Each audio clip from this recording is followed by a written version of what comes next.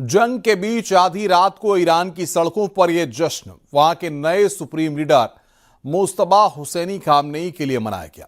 Tehran की सड़कों पर रात में भीड़ जुटी, लोगों ने नारे लगाए, हाथों में ईरान के झंडे लहराए गए। आयतुल्लाह अली खामनेई और मुस्तबा हुसैनी खामनेई दोनों की तस्वीरें लहराई गई, क्योंकि ट्रंप की धमकी और इसराइल के हमलों के बीच ईरान के नए सुप्रीम लीडर मुस्तबा हुसैनी खामनेई ने कमान संभाल ली है।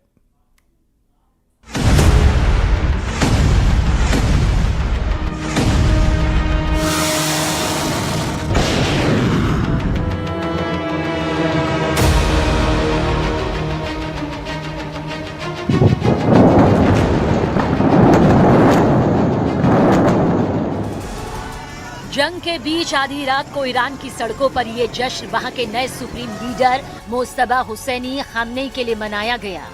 तेहरान की सड़कों पर रात में भीड़ जुटी, लोगों ने नारे लगाए, हाथों में ईरान के झंडे लहराए। आयतुल्लाह अली खामनेई और मुस्तबा हुसैनी खामनेई दोनों की तस्वीरें लहराई, क्योंकि ट्रंप की धमकी और इजराइल के हमलों के बीच ईरान के नए सुप्रीम लीडर मुस्तबा हुसैनी खामनेई ने कमान संभाल ली।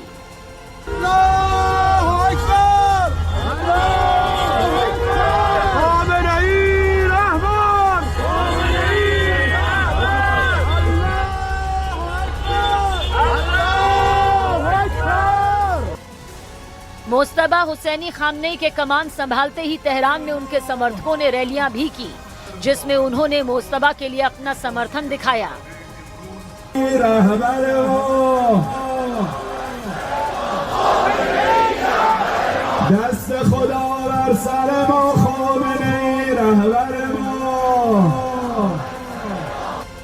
मुस्तबा के नाम का ऐलान ईरान की सरकारी न्यूज चैनल ने किया।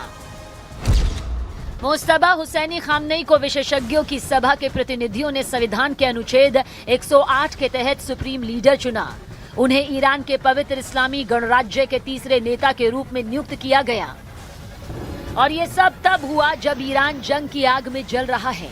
ट्रंप कह चुके हैं कि ईरान उनके बिना नया सुप्रीम लीडर ना चुने, क्योंकि उनकी मंजूरी के बिना जो भी सुप्रीम लीडर बनेगा वो ज्यादा दिन नहीं टिकेगा।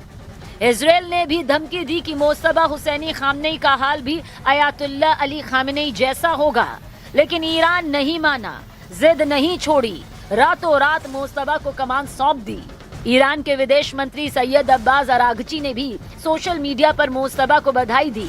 लिखा कि मुस्तबा हुसैनी खामनेई को ईरान का सुप्रीम लीडर बनने की बधाई। मतलब ईरान ने घुटने नहीं टेके, उल्टा उसने ऐसा कदम उठाया जिससे ट्रंप का गुस्सा और बढ़ सकता है। Mojtaba Hosseini Khamenei Ayatollah Ali Khamenei के दूसरे बेटे हैं। मुस्तबा का जन्म 1969 में ईरान के मशहद शहर में हुआ था। उन्होंने अपना बचपन अपने पिता के उस दौर में बिताया था जब वो ईरान के एक धर्मगुरु बनकर उभर रहे थे और ईरान अंतिम शाह मोहम्मद रजा पहलवी के शासन का विरोध कर रहे थे। इसके बावजूद मुस्तबा ज्यादातर लो प्रोफाइल ही रहे। उन्होंने सरकार में कोई पद नहीं लिया।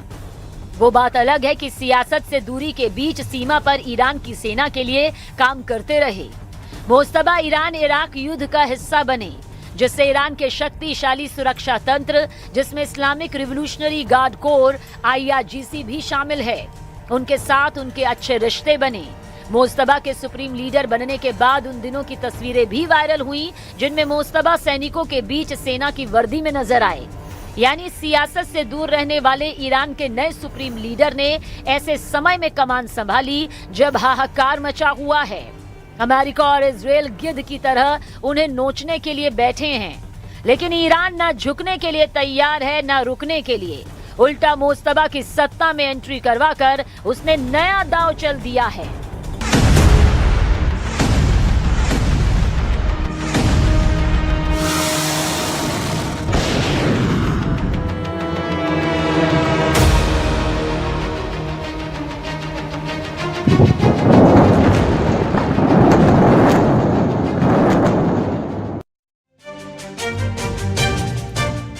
सुप्रीम लीडर के तौर पर मुस्तबा खामनेई के चयन ने अमेरिकी प्रशासन को एक क्लियर मैसेज दे दिया कि ईरान को न तो अमेरिकी पसंद की चिंता है और न ही उसके उठाए मुद्दों की।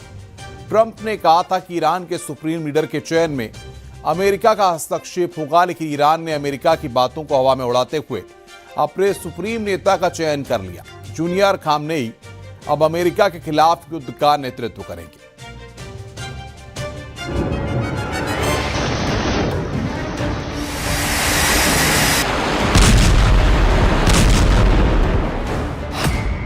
ट्रंप को नामंजूर ईरान के नए सुप्रीम लीडर। ट्रंप को अखर गई मोस्तबा की ताजपोशी की खबर।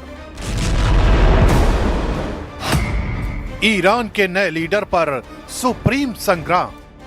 ईरान और इजराइल की जमीन धमाकों से धधक रही है। इस कोहराम के बीच अमेरिका के राष्ट्रपति डोनाल्ड ट्रंप की नाराजगी पश्चिम एशिया में नई मुसीबत ला सकती है। अमेरिकी राष्ट्रपति डोनाल्ड ट्रंप के बयान के मुताबिक खामेनेई की विरासत के अगले वारिस मोस्तबा उन्हें नामंजूर है। मोस्तबा खामेनेई का सुप्रीम लीडर बनना स्वीकार नहीं है। वे पुरानी कट्टर नीतियों को ही आगे बढ़ाएंगे। ईरान को ऐसा नेता चाहिए जो शांति लाए। अगर गलत नेतृत्व आया तो फिर युद्ध होगा।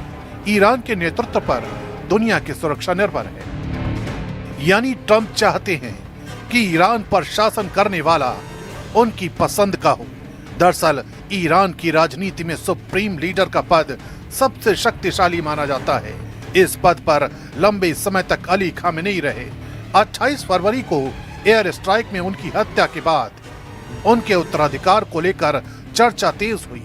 नाम आया उनके बेटे मोस्तबा खामेनेई का। इसी बीच अमेरिका के राष्ट्रपति डोनाल्ड ट्रंप ने कहा, ईरान के अगले सुप्रीम लीडर के चयन में अमेरिका की राय होनी चाहिए।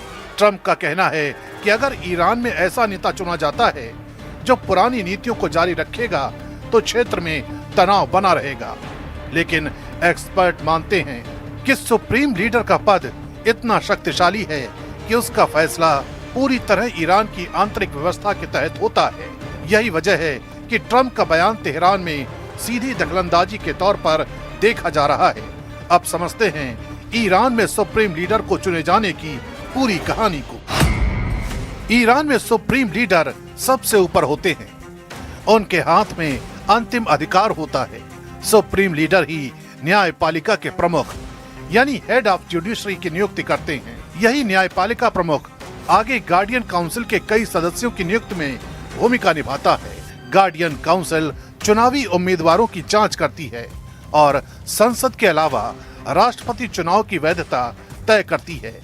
इसके साथ ही असेंबली ऑफ एक्सपर्ट नाम की संस्था होती है जिसके 88 सदस्य चुने जाते हैं और वही सुप्रीम लीडर का चुनाव करते हैं।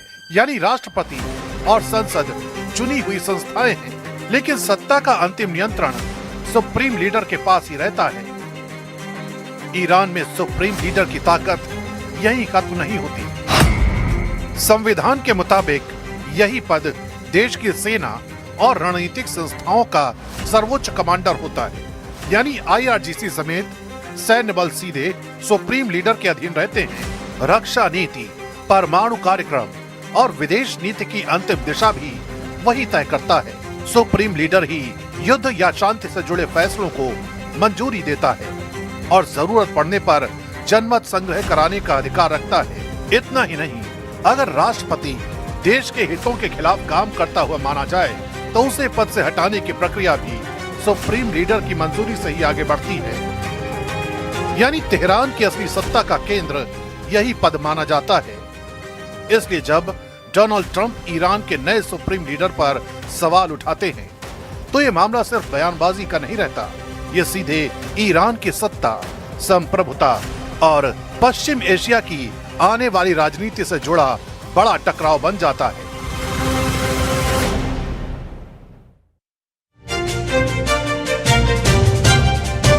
पश्चिम एशिया में ईरान, इजराइल और अमेरिका के बीच बढ़ते संघर्ष का असर अब दुनिया की अर्थव्यवस्था पर दिखने लगा है। ईरानी हमलों के बाद बहरीन की सबसे बड़ी तेल रिफाइनरी बैपको में आग लग गई। इसके बाद अंतर्राष्ट्रीय बाजार में कच्चे तेल की कीमतों में भारी उछाल आ गया है।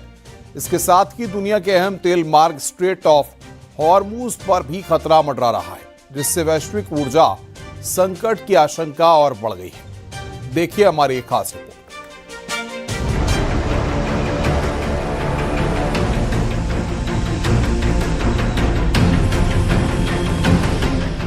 जंग ने निकाला दुनिया भर का तेल। महायुद्ध की आग से कच्चे तेल में उछाल। पश्चिम एशिया में ईरान, इजराइल और अमेरिका के बीच बढ़ते टकराव ने पूरी दुनिया की अर्थव्यवस्था को हिला दिया है। युद्ध के बीच बहरीन की सबसे बड़ी तेल रिफाइनरी में आग लगने की खबर ने वैश्विक ऊर्जा बाजार में हलचल मचा दी। कच्चे तेल की कीमतों में जबरदस्त उछाल आया और अगर हालात ऐसे ही रहे तो दुनिया एक बड़े ऊर्जा संकट की ओर बढ़ सकती है। ईरान ने दुनिया को तेल के खेल में फंसाया। बहरीन की सबसे बड़ी रिफाइनरी में आग से बढ़ा संकट। ईरान के हमलों के बाद बहरीन की सबसे बड़ी तेल रिफाइनरी बैपको में आग लग गई। ये रिफाइनरी बहरीन की सबसे बड़ी और खाड़ी क्षेत्र की अहम ऊर्जा इकाइयों में से एक है। हमले के बाद अंतर्राष्ट्रीय बाजार में कच्चे तेल की कीमतों में तेज उछाल दर्ज किया गया। जंग के चलते कच्चे तेल की कीमत करीब 30% तक बढ़ गई है और ब्रेंट क्रूड $100 प्रति बैरल के पार पहुंच गया है। ऊर्जा विशेषज्ञ इसे 1970 के दशक के बाद का सबसे गंभीर ऊर्जा संकट बता रहे हैं। होर्मुज स्ट्रेट के बंद होने पर बढ़ा ऊर्जा संकट। दुनिया भर में तेल के लिए हाहाकार। तेल की कीमतों में इस उछाल की सबसे बड़ी वजह है दुनिया के सबसे अहम तेल मार्गों में से एक होर्मुज स्ट्रेट का प्रभावित होना। ईरान और अमेरिका, इजराइल के बीच तनाव के कारण इस जलमार्ग से गुजरने वाली तेल आपूर्ति पर खतरा मंडरा रहा है। दुनिया की ऊर्जा आपूर्ति के लिहाज से होर्मुज स्ट्रेट बेहद अहम समुद्री मार्ग माना जाता है। ये संकरा जलमार्ग फारस की खाड़ी को ओमान की खाड़ी और आगे अरब सागर से जोड़ता है। इसके उत्तर में ईरान स्थित है, जबकि दक्षिण में ओमान और संयुक्त अरब अमीरात यानी UAE है। करीब 167 किलोमीटर लंबा ये रास्ता दुनिया के सबसे महत्वपूर्ण तेल परिवहन मार्गों में शामिल है, जहां से बड़ी मात्रा में कच्चा तेल और गैस दुनिया भर के देशों तक पहुंचती है। इस जलमार्ग का सबसे संकरा हिस्सा लगभग 33 किलोमीटर चौड़ा है, इसलिए यहां समुद्री यातायात के लिए सीमित शिपिंग लेन तय की गई है। यही वजह है कि अगर इस रास्ते में किसी तरह की बाधा आती है तो इसका सीधा असर वैश्विक तेल आपूर्ति और कीमतों पर पड़ता है। युद्ध की वजह से कई तेल उत्पादक देशों ने उत्पादन भी कम कर दिया है, जबकि समुद्री शिपिंग की लागत अचानक बढ़ गई। इन सभी वजह से वैश्विक बाजारों में तेल की कीमतें तेजी से ऊपर जा रही हैं। भारत के लिए अहम होर्मुज स्ट्रेट। होर्मुज स्ट्रेट सिर्फ वैश्विक अर्थव्यवस्था के लिए ही नहीं, बल्कि भारत के लिए भी बेहद अहम है। भारत अपनी जरूरत का करीब 88% कच्चा तेल आयात करता है और इसका लगभग आधा हिस्सा इसी रास्ते से आता है। अगर होर्मुज स्ट्रेट लंबे समय तक प्रभावित रहा तो सिर्फ तेल ही नहीं, बल्कि गैस और LPG की सप्लाई पर भी असर पड़ सकता है। विशेषज्ञों का मानना है कि अगर पश्चिम एशिया में ये युद्ध लंबा खींचता है तो तेल की कीमतें और भी तेजी से बढ़ सकती हैं और वैश्विक अर्थव्यवस्था पर इसका बड़ा असर पड़ सकता है। यानी पश्चिम एशिया में बढ़ता युद्ध अब सिर्फ सैन्य टकराव नहीं रह गया, बल्कि पूरी दुनिया के लिए ऊर्जा और आर्थिक संकट का कारण बन सकता है।